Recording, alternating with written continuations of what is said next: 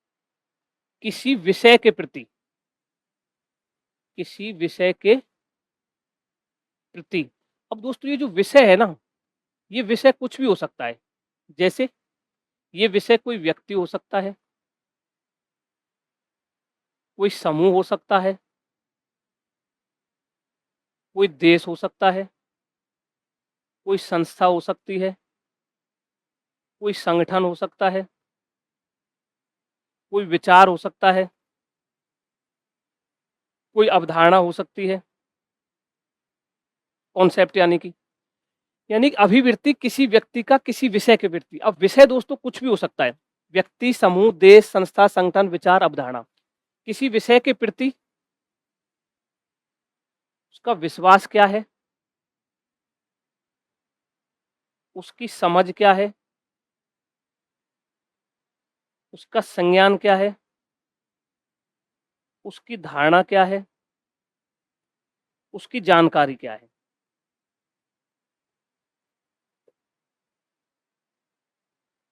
पसंद या नापसंद का भाव,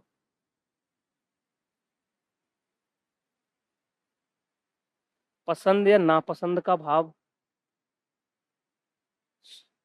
दुखद या सुखद भाव,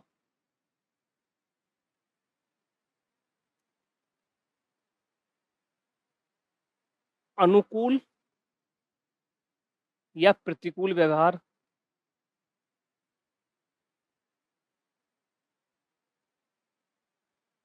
कार्य करने की तत्परता।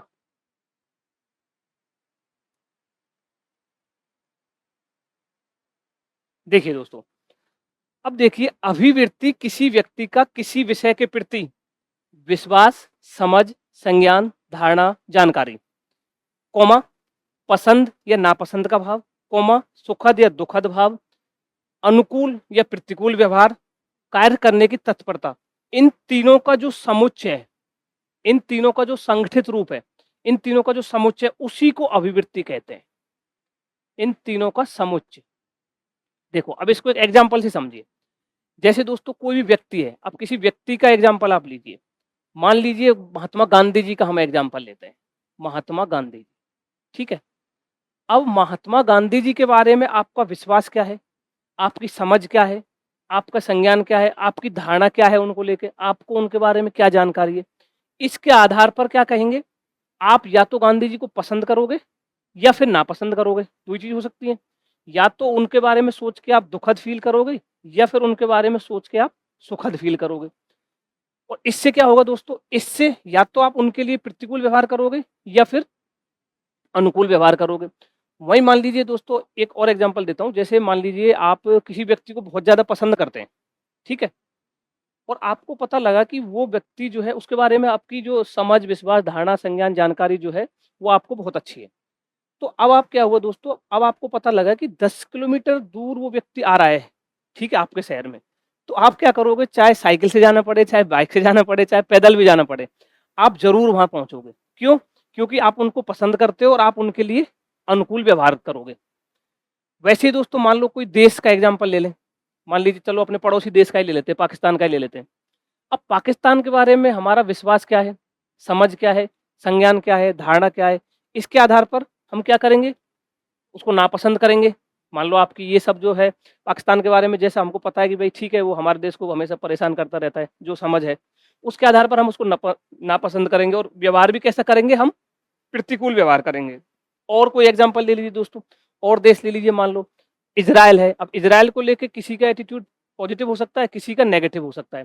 तो अब हम कहें तो यानी क्या डेफिनेशन बनेगी अगर और कहें तो। अब दोस्तों एक चीज़ और बताना चाहूँगा, ये जो चीज़ है ना, विश्वास, समझ, संज्ञान और धारणा, ये संज्ञानात्मक पक्ष है।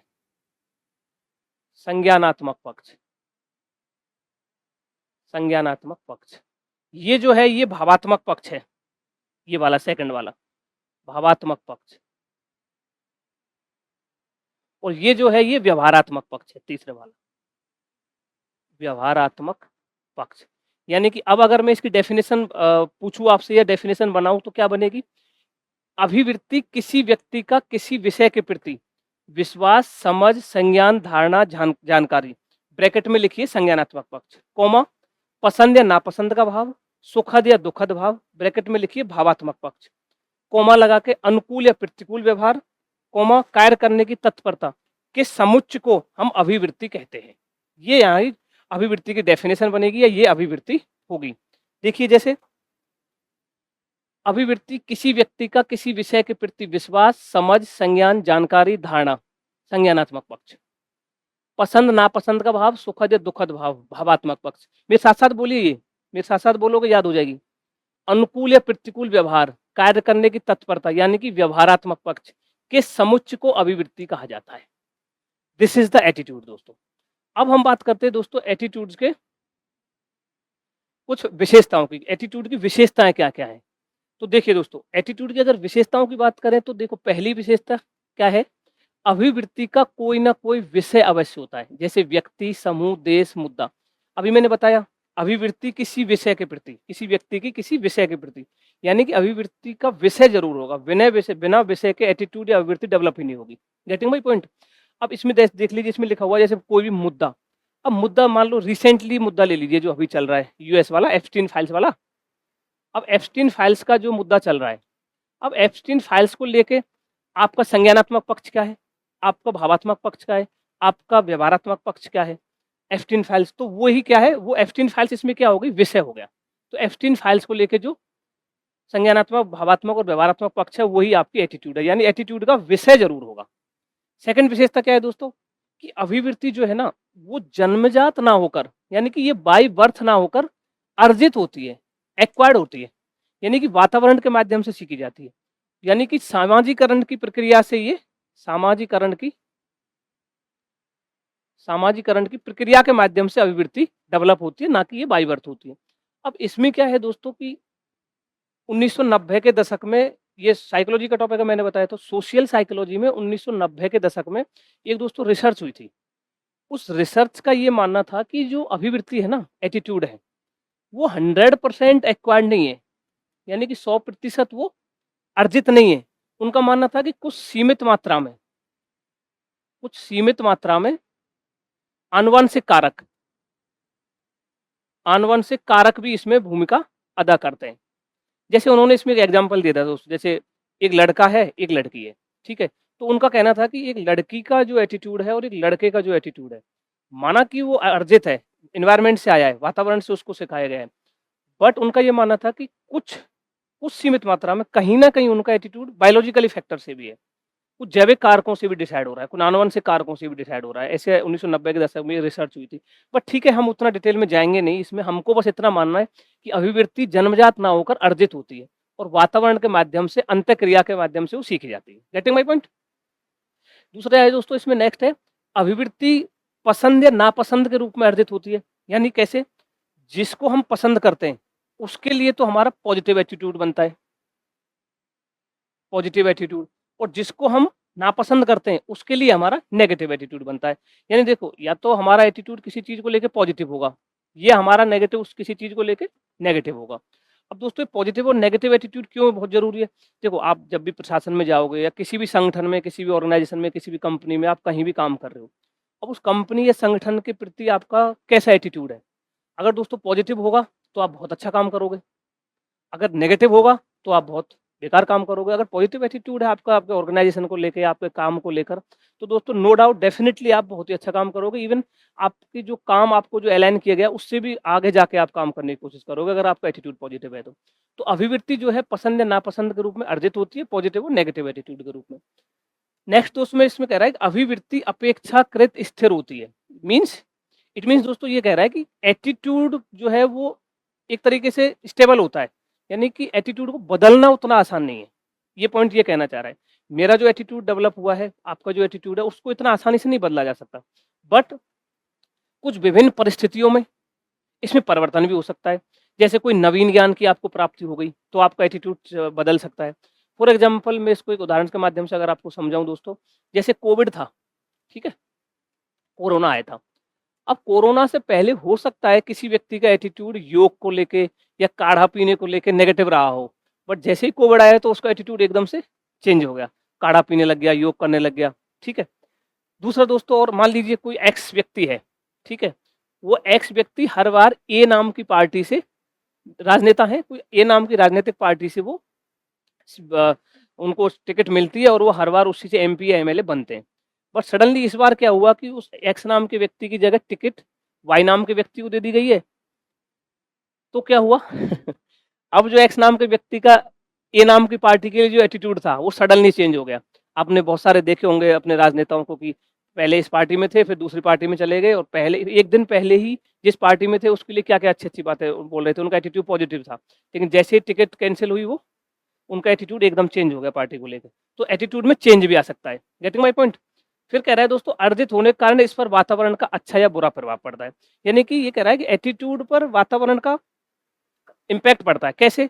मान लो मैं हूँ और मेरा पॉजिटिव एटीट्यूड है, पर दोस्तों मेरा एनवायरनमेंट ऐसा है कि जिसमें मैं नेगेटिव लोगों से ही घिरा हुआ हूँ, नेगेटिव एटीट्यूड वाले लोगों से बात कर रहा हूँ, तो मेरा एटीट्यूड में भी चेंज होने की पूरी प्रबल संभावना है। वहीं मान लीजिए कोई व्यक्ति है, उसका नेगेटिव एटीट्यूड है, वो पॉजिटिव लोगों के साथ रह रहा है, पॉजिटिव एटीट्यूड वालों के साथ रह रहा है, तो उसका पॉजिटिव एटीट्यूड हो जाएगा। ये कह रहा है कि अर्जित होने के कारण वातावरण का इस पर अच्छा या बुरा प्रभाव पड़ता है। Getting my point? फिर दोस्तों अभिवृत्ति में अभिप्रेरणात्मक तत्व पाया जाता है, यानी मोटिवेशनल फैक्टर इसके अंदर पाया जाता है। क्यों? क्योंकि मानव व्यवहार को दोस्तों गाइडेंस या दिशा प्रदान करता है। सॉरी। तो ये हो गया दोस्तों कंटेंट, अभिवृत्ति का कंटेंट और अभिवृत्ति की विशेषताएं। ठीक है, नेक्स्ट दोस्तों हम इसमें देखते हैं अभिवृत्ति की संरचना, स्ट्रक्चर ऑफ एटीट्यूड, यानी कि कंपोनेंट ऑफ एटीट्यूड। अभिवृत्ति की कंपोनेंट कौन कौन से है दोस्तों? पहला है कॉग्निटिव, संज्ञानात्मक घटक, संज्ञानात्मक कंपोनेंट। दूसरा है अफेक्टिव कंपोनेंट, भावात्मक घटक। तीसरा है बिहेवियरल कंपोनेंट, व्यवहारात्मक घटक। अब दोस्तों अगर कॉग्निटिव का सी ले लें और ए का ए, अफेक्टिव का ए ले लें और बिहेवियरल का बी ले लें, तो इसको कैब मॉडल भी बोलते हैं। कैब मॉडल या एबीसी मॉडल भी इसको कह सकते हैं। एबीसी या कैब मॉडल इसको कहते हैं, स्ट्रक्चर ऑफ एटीट्यूड को।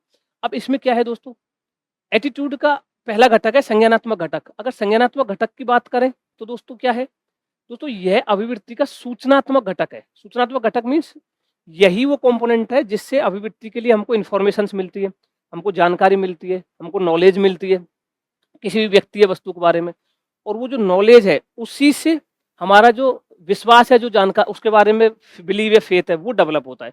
और इस संज्ञानात्मक घटक का मेन रोल क्या है दोस्तों? वो है कि ये एटीट्यूड को स्थायित्व प्रदान करता है। स्थायित्व मीन्स कि यही वो कंपोनेंट है दोस्तों जो हम कह रहे थे ना, एटीट्यूड को चेंज करना उतना आसान नहीं है। वो इस कॉग्निटिव कंपोनेंट की वजह से ही चेंज करना इतना इसको आसान नहीं है। दूसरा दोस्तों, अब कोई भी मुद्दा है, पक्ष है या विपक्ष में हम बोलना चाहते हैं उस मुद्दे पे, फॉर एग्जांपल 3 तलाक का मुद्दा ले लीजिए, सरोगेसी का ले लीजिए, कोई भी ले लीजिए। उस मुद्दे पर हम बोलेंगे तो तभी ना, उसके पक्ष और विपक्ष में तभी तो बोल पाओगे जब आपका कॉग्निटिव कंपोनेंट स्ट्रांग होगा, आपको उसके बारे में जानकारी होगी अच्छे से। Getting my point? अब जब आपके पास ये कॉग्निटिव जो कंपोनेंट है, इसके बारे में जो सूचना है, जानकारी है, इन्फॉर्मेशन है, नॉलेज है, वो आपके पास आ जाएगी दोस्तों। तो उसके बाद अब आप या तो जिस भी विषय के बारे में बात हो रही है, या तो उसको देख के आप पसंद, यानी कि आपको अच्छा लगेगा, पसंद करोगे उसको। दूसरा, या फिर उसको दुखद, यानी कि आप उसको नापसंद करोगे। ये भाव आपके अंदर उत्पन्न होगा। इसको मैं एग्जाम्पल के माध्यम से भी आपको समझाऊंगा। व्यवहारात्मक घटक क्या है दोस्तों? ये व्यक्ति की क्रिया या प्रवृत्ति आचरण को दर्शाता है। यानी जो मैंने बताया ना कि आपको पसंद का व्यक्ति 10 किलोमीटर दूर आ रहा है, तो वो आपके बिहेवियर में बिहेवियर कंपोनेंट है। वो आप 10 किलोमीटर दूर भी आप पैदल चल के, साइकिल से, बाइक से, जैसे भी करके आप वहाँ पहुंच जाओगे। इसको एक एग्जाम्पल के माध्यम से दोस्तों समझिए। देखिए, एक एग्जाम्पल है, आप मानिए आपको पता है दोस्तों कि बेनिफिट्स ऑफ ट्री प्लांटेशन क्या है, यानी वृक्षारोपण से क्या-क्या फायदे हैं, आप बहुत अच्छे से जानते हो। ठीक है? यानी कि आपका संज्ञानात्मक घटक जो है, कॉग्निटिव जो कंपोनेंट है, वो आपका स्ट्रांग है। आपको पता है कि बेनिफिट्स ऑफ ट्री प्लांटेशन ये है। तो अब आपका अफेक्टिव कंपोनेंट क्या होगा? आप प्लांटेशन को खुशी मिलेगी आपको, आप पसंद करोगे इसको।